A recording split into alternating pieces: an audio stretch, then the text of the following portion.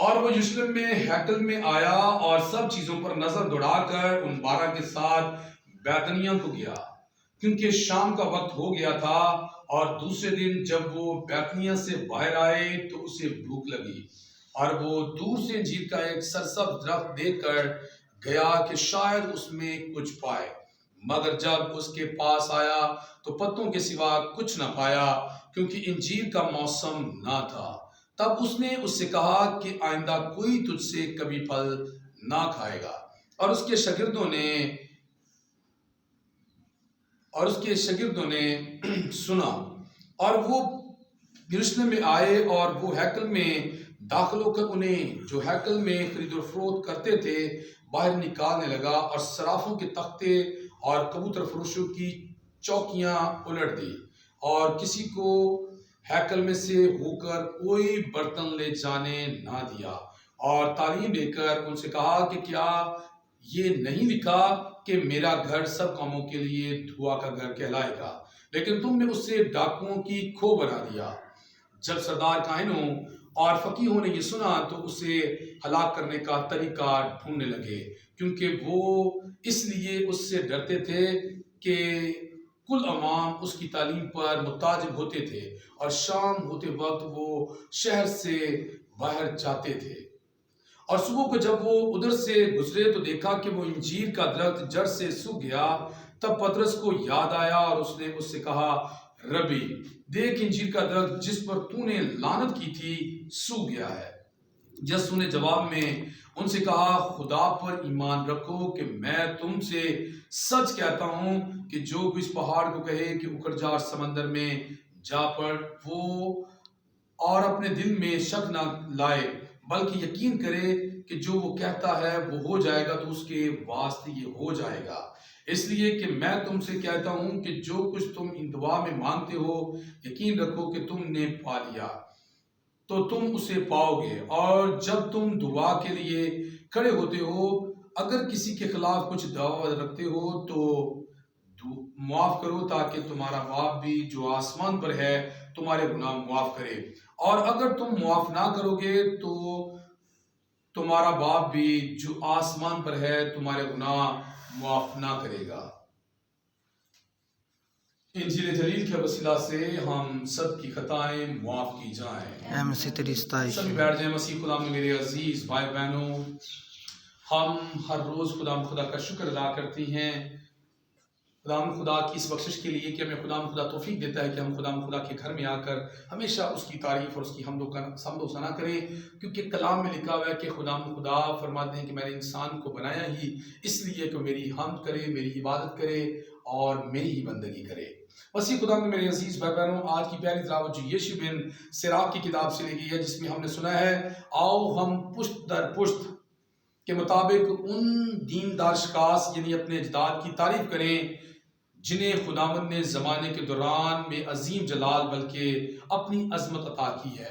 آج کی پہلی تلاوت میں ہمیں یہ سبق ملتا ہے کہ خدا کا بندہ ہمیں یہ سکھا رہا ہے کہ جو ہمارے وہ دیندار بھائی بہن اور بزرگ اجداد ہیں، ہمارے آب و اجداد ہیں، اگر وہ خدا کی طرف لوٹ گئے ہیں تو ہم انہیں کیا کریں؟ یاد رکھیں۔ اور اگر کوئی انہیں یاد نہ رکھے گا تو اس سے مراد یہ ہے کہ جو انہوں نے نیکی اور بھلائی کے کام کیے وہ ان کے دلوں میں جو لوگ زندہ ہیں مر چکے ہیں۔ اور اس لیے مسیح خدا میں میرے عزیز بھائی بہنوں، ہم ان تمام ایمانداروں کو جو مسیح پر ایمان اور بھروسہ لاتے ہوئے سو جاتے ہیں انہیں اپنی دعاؤں میں یاد کرتے ہیں، کیونکہ انہوں نے مسیح کے ساتھ کیا کی ہوتی ہے؟ زندگی بسر کی ہوتی ہے۔ جبکہ آج کی اسی تلاوت میں یہ بھی بات فرمائی گئی ہے کہ ان کی نسل و اجداد اور اولاد بھی ان کی خاطر احکام پر عمل کرے گی، اور ان کی نسل ابد تک ہمیشہ رہے گی اور ان کی عزت مٹے گی نہیں۔ بھائی جو خدا کی راہ پر چلتی ہیں ان کی عزت میں کسی قسم کا فرق نہیں آئے گا، وہ مر بھی جائیں گے نا تو پھر بھی خدا کہتے ہیں کہ وہ کیا رہیں گے؟ زندہ رہیں گے۔ یہ ہے ان کی عزت میں فرق نہ لانا۔ لیکن وہ لوگ جو کوئی خدا کی راہ پر چلتا ہے، خدا کے ساتھ اپنی زندگی کو وابستہ کیے ہوئے ہے، اگر وہ مر گیا ہے، مرنے کے بعد وہ اس کے گھر والے یا دیگر لوگ اس کے لیے خدا کے حضور میں نہ جھکے، تو اس سے مراد یہ ہے کہ اس کی عزت کو انہوں نے کیا کیا ہے؟ مٹی میں ملا دیا ہے. جیسے کہ یہاں پر لکھا ہوا ہے کہ ان کی عزت جو ہے کبھی مٹنے نہ پائے گی. گو وہ مر بھی جائیں گے نا, وہ لوٹ بھی جائیں گے, تو ان کی عزت کیا ہوگی, وہ مٹے گی نہیں. تو جب ہم اپنی دعاؤں میں یاد کرتے ہیں تو ہم کسی کو عزت کے ساتھ یاد کرتے ہیں کہ ہمارا بزرگ, ہمارے اجداد میں سے ایسے شخص جو ہیں جو خدا کی طرف لوٹ کے آج بھی ہم انہیں کیا کرتے ہیں, یاد کرتے ہیں. میں اپنے بزرگوں کو, میں اپنے آخری بزرگ کو جن کا نام تھا بوٹی, میں انہیں بھی اپنی دعا میں یاد کرتا ہوں جو خدا پر ایمان اور بھروسہ لاتے ہوئے سو گئے ہیں. کیونکہ یاد رکھیں کلام ہمیں اسی بات کے بارے میں آج کی پہلی تعلیم کے مطابق درس دیتا ہے کہ ہم ان کی دینداری کو کیا کریں, یاد کریں.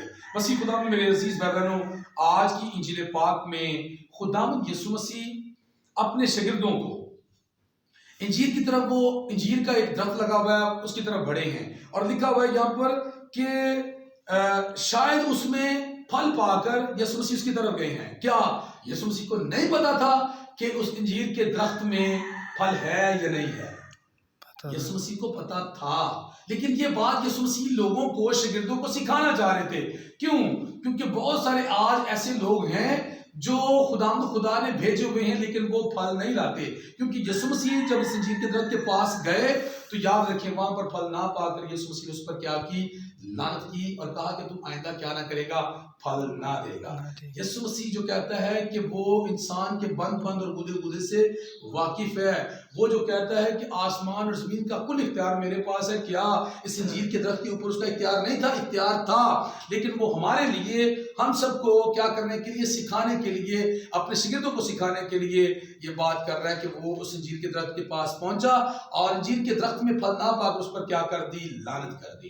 کیوں؟ مسیح خدا میں میرے عزیز بھائی بہنوں, یاد رکھیں یسوع نے کہا دنیا کا نور میں ہوں, ہمیں بھی کہا کہ تم دنیا کے نور. یسوع نے کہا کہ انگور کا حقیقی درخت کون ہے؟ میں ہوں. پھر ہمیں بھی آج وہ سکھا رہا ہے کہ ہم بھی اس انجیر کے درخت کی چھوٹی سی بات کے ذریعے سے سیکھ لیں کہ ہمیں بھی خدا نے زمین پر بھیجا ہے کسی نہ کسی طرح سے ایک درخت بنا کر کیا کریں, ہم بھی اپنی زندگیوں سے کیا دیں, پھل دیں. اگر ہم 30 گنا دے سکتے ہیں تو پھر ہم بھی خدا کے لوگوں کے لیے خدا کے بیٹے اور بیٹیوں میں شمار کیے جائیں گے. اگر ہم 60 گنا دیتے ہیں تو پھر بھی خدا کے بیٹے اور بیٹیاں کہلا سکتے ہیں, اور اگر ہم 100 گنا دیتے ہیں تو پھر ہم ان لوگوں میں شمار کیے جائیں گے جو اس کے دائیں در کھڑے ہونے والے ہوں گے. تو مسیح خدا میں میرے عزیز بھائیو, جبکہ آج کی انجیل پاک میں خدا یسوع مسیح ہیکل میں گئے ہیں, اور ہیکل میں خدا یسوع مسیح نے دیکھا ہے کہ بہت سارے لوگوں نے کیا کیا, وہاں پر نقدی تقسیم کرنے کے لیے ٹھیلے لگائے ہوئے ہیں. صراف کہتے ہیں بینک والوں کو. بینک والوں نے کیا کیا, وہاں پر نقدی رکھی ہوئی ہے, آپس میں ایکسچینج کر رہے ہیں. جو دور دراز سے لوگ آتے تھے وہ روپے پیسے کو تبدیل کر لیتے تھے.